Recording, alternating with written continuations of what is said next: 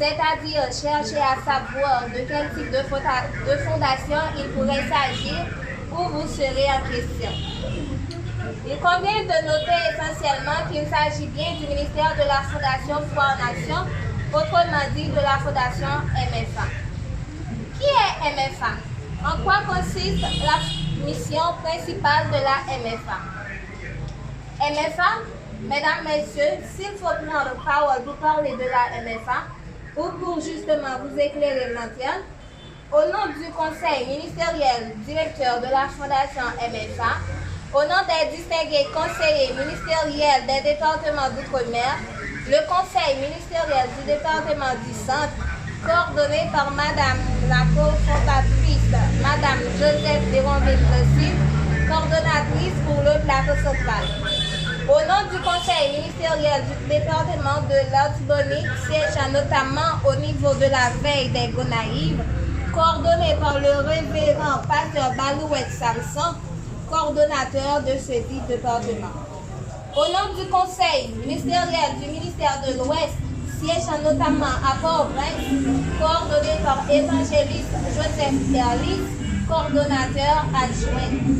Au nom du conseil ministériel des sages, dit cabinet ministériel des sages, coordonnateur par le révérend pasteur Sémois Jean-Dieu Lhomme, au nom des distingués membres fondateurs de la MFA, de gaieté de cœur, et ce dans le cadre de son lancement officiel, bien sûr, je tiens à porter à la connaissance de toutes et de tous que MFA, par définition, c'est l'acronyme du ministère de la Fondation Foi en Action.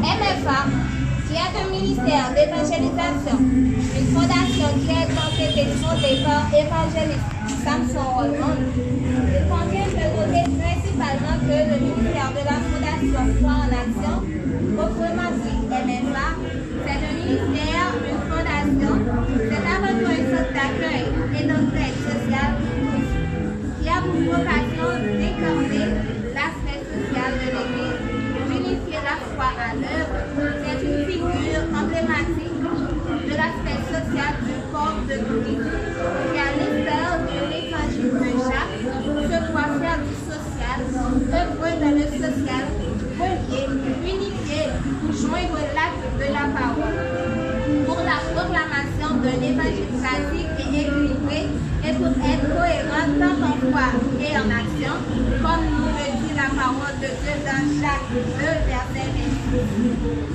La foi sans les œuvres est morte. Jacques 1er, verset 27 dit, car la religion pure et sans tâche devant Dieu notre Père consiste à visiter les orphelins et les veuves dans leur affliction et à se préserver des souillures du monde. Merci pour votre